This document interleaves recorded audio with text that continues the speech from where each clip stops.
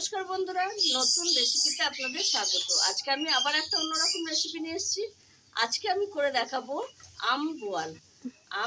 বোয়ালের জন্য এই যে গাছ থেকে আম পেড়ে নিয়েছি একটা, এই একটা আমি দেবো। আমটা একটু বড় আছে। আর এখানে নিয়ে নিয়েছি এই যে বোয়াল মাছ। এই দেখুন বন্ধুরা, এই বোয়ালটা কেটে নিয়েছি। আমার দেওর কলকাতা থেকে নিয়ে এসেছে।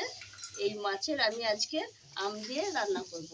তার জন্য নিয়ে নিয়েছি এই যে গোটা আম আর সর্ষে বাটা, পেঁয়াজ কুচি, সাদা তেল, সর্ষের তেল, চিনি, নুন আর এই যে রসুন বাটা, কাঁচা পাকা লঙ্কা বাটা আর হলুদ। এই হলুদটা আমার ঘরে তৈরি করে একটা বেটে নিয়েছি কাঁচাগুলো। প্রথমে আমি মাছটাকে আগে একটু নুন হলুদ মাখিয়ে নেবো।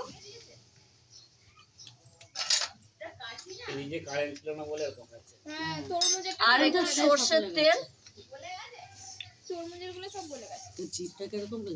এই সর্ষের তেলটা মাখানোর কারণ হচ্ছে বোয়াল মাছের তো আসলেই চামড়াটা ফোটে, এর জন্য সর্ষের তেলটা আমি মাখিয়ে রাখছি।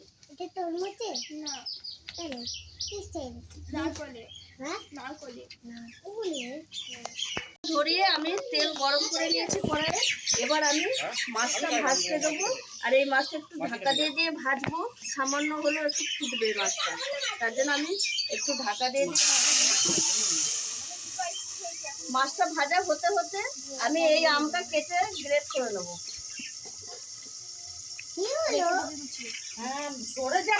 যা মাছ এনেছে তো দাদু ফাটিয়ে ফুটিয়ে সব রেখে দেবে।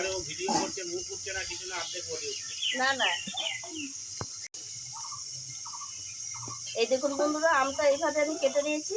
দিয়ে আমি একটা ছোট গ্রেটার নিয়েছি, গ্রেটারের সাহায্যে আমটা গ্রেট করে নেবো।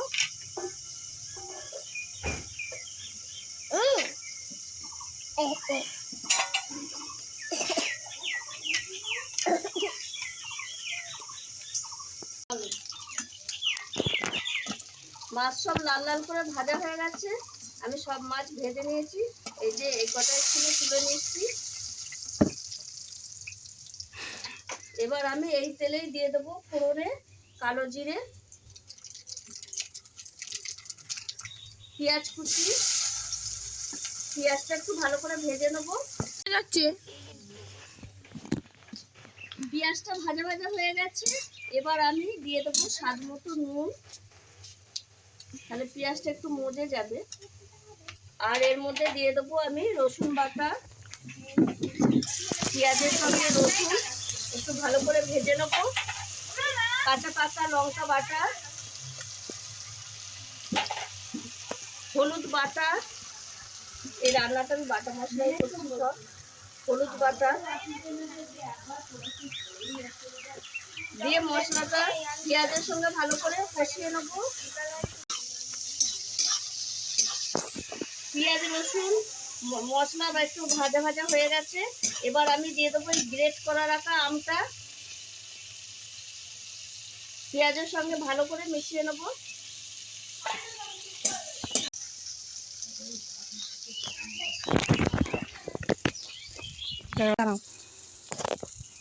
এবার আমি দিয়ে দেবো স্বাদ ব্যালেন্সের জন্য চিনি। যেহেতু আম দিয়েছি তাই একটু সামান্য চিনি দিতে হবে, তাহলে খেতে ভালো লাগবে। আর দিয়ে দেবো সর্ষে বাটা।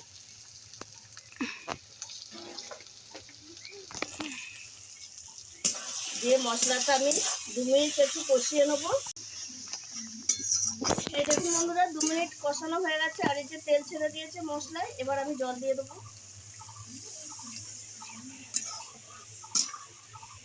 ঝোলটা ফুটে উঠলে আমি মাছটা দেবো। এই দেখুন বন্ধুরা, ঝোল টকবক করে ফুটছে। এবার আমি মাছগুলো দিয়ে দেবো। বন্ধুরা, এই আম বোয়াল একবার করে খাবেন, খুব ভালো লাগবে। এখন তো আমের সিজন, আম দিয়ে যাই রান্না করবেন তাই ভালো লাগবে, তবে পরিমাণটা বুঝে দিতে হবে। আমি যেমন এতগুলো মাছে একটা আম দিয়েছি। বেশি আম দিলে টক হয়ে যাবে, সেইভাবেই দেবেন। যেরকম মাছের ইয়ে হবে সেরকম মাছ বা মাংস।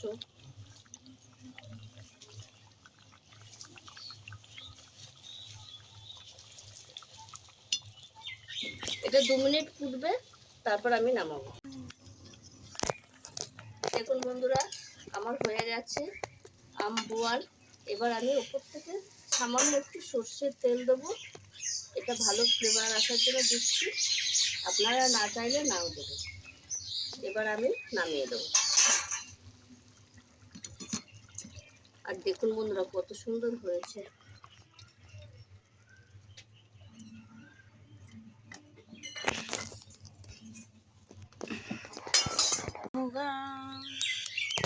দেখুন বন্ধুরা কত সুন্দর হয়েছে আম বোয়ালটা। আপনারাও এইভাবে বাড়িতে একবার, আমি বোয়াল মাছ দিয়ে রান্না করেছি, আপনারা যে কোনো মাছে করে খাবেন। এখন আমের সিজন, আম দিয়ে যে কোনো মাছ বা চিকেন করলে খুব ভালোই লাগে খেতে। তাই আমি যেভাবে করেছি সেইভাবে একবার করে দেখবেন, খেয়ে যদি ভালো লাগে আমাকে জানাবেন কমেন্টে কেমন হয়েছে। আর আমার এই ভিডিওটি যদি ভালো লাগে থাকে তাহলে লাইক করবেন, শেয়ার করবেন, সাবস্ক্রাইব করবেন। আবার দেখা হবে আগামী ভিডিও। টাটা।